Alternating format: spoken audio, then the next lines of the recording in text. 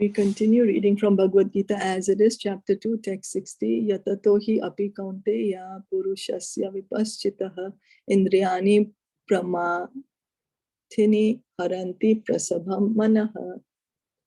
The senses are so strong and impetuous, O Arjun, that they forcibly carry away the mind even of a man of discrimination who is endeavoring to control them. Okay. There are many learned sages, philosophers, and transcendentalists who try to conquer the senses, but in spite of their endeavors, even the greatest of them sometimes fall victim to material sense enjoyment due to the agitated mind. So, like controlling mind and senses, like person who's trying to understand, oh, this material world is not all in all. Let me try to understand the truth, what's happening, who am I actually? Those kind of philosophers. And then sages who are trying for perfection. And then transcendentalists, the bhaktas. Everyone is trying to control senses. Transcendentalists, also the impersonalists come in the transcendentalists because they understand that the material world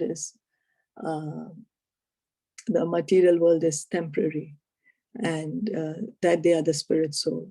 So each of them are trying to control the senses. But what happens? Sometimes the desires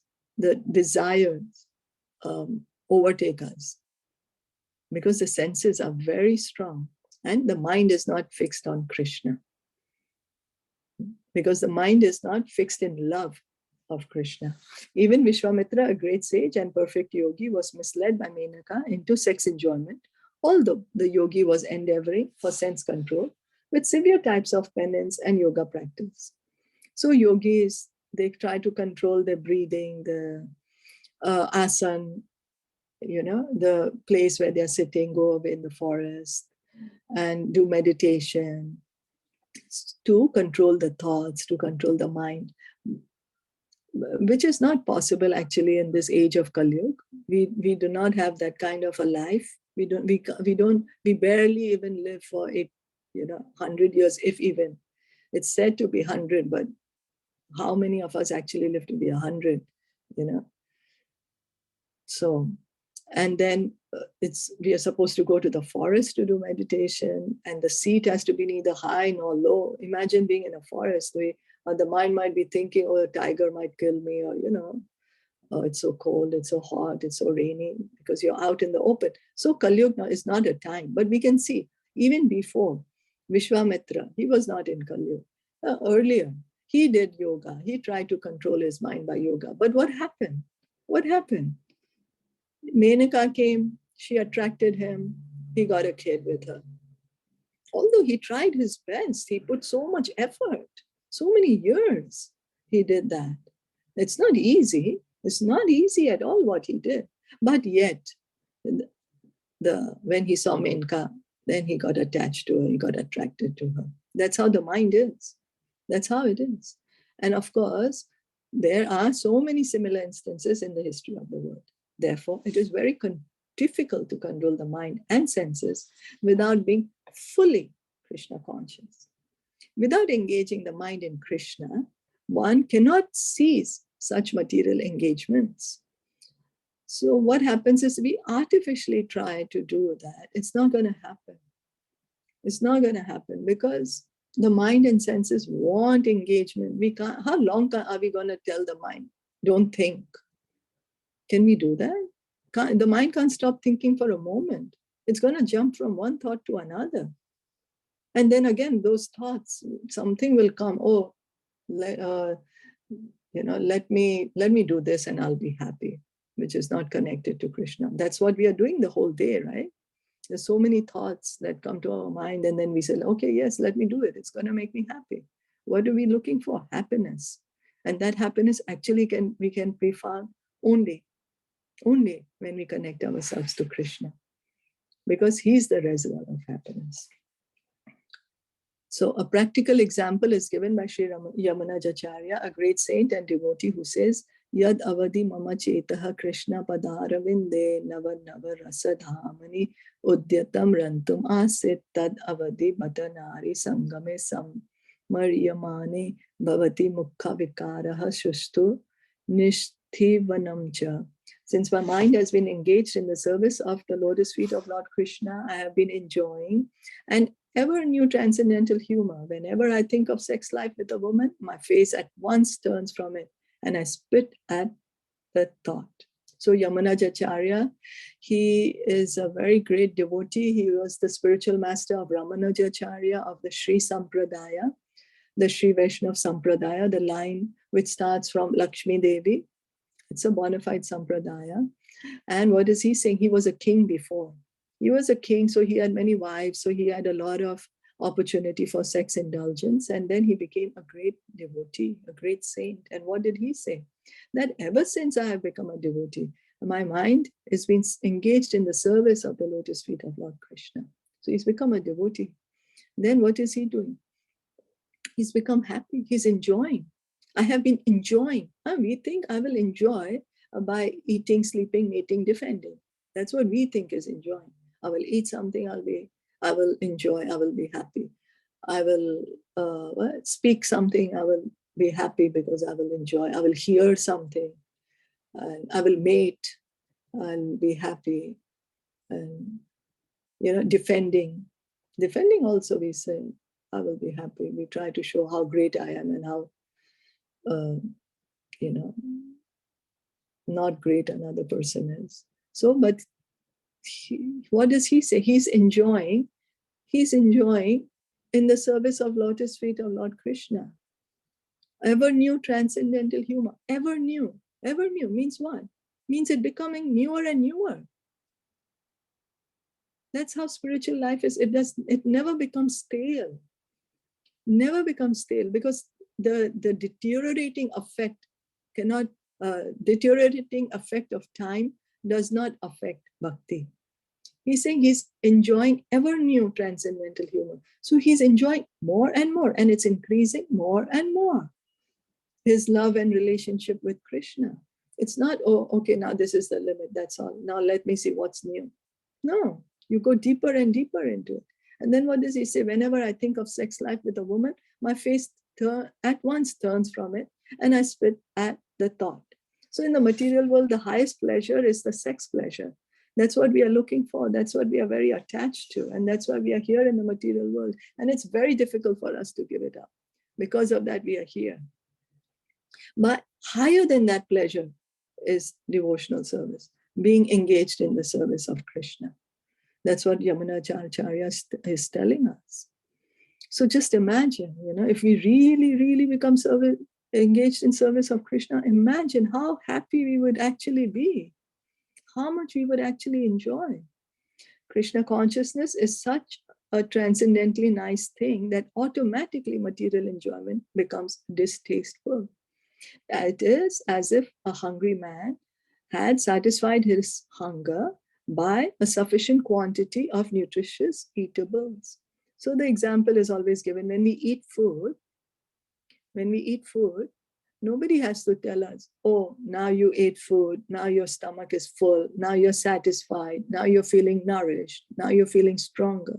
No, it's automatic. Nobody other person has to tell us that. We feel it. Suppose I'm eating food now. You don't have to come and tell me, oh, now you're satisfied, your hunger is gone, you're feeling nutritious. No, I'm already feeling it. That's how it is when one engages more and more in bhakti, hearing and chanting. Krishna consciousness is such a nice thing. Maharaj Ambarish, so the pure devotees, they are feeling that.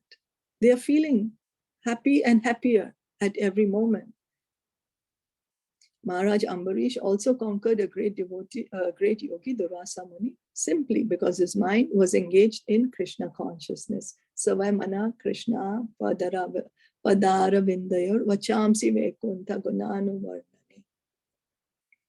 So we know the story of Maharaj Ambarish and Durvasa Muni. Maharaj Ambarish is a pure devotee of the Lord. He's a king. He's not saying, okay, I'm going to not do my kingly duties because I'm a devotee. No, he continues to do his kingly duties in consciousness of Krishna. He did not say, oh, because I'm a devotee, I'm going to renounce my kingdom and give up everything. No, he accepted it, that Krishna has given me a kingdom, I will rule it. And he ruled it very perfectly. He is a perfect king.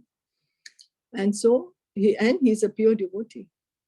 And then Durvasa Muni, he got upset at him. Durvasa Muni is a great yogi, so powerful, great personality.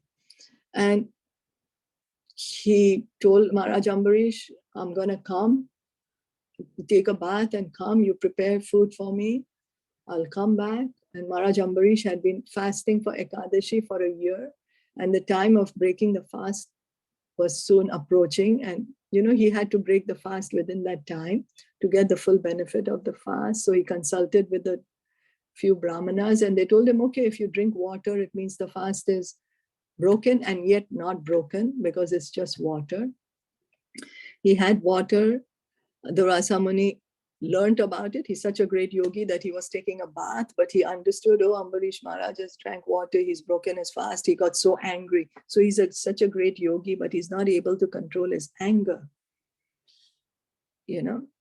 So we can see that those seeds are still there in our heart. It's only by hearing and chanting can we actually give up all these things. Sorry. So Durvasa Muni gets angry.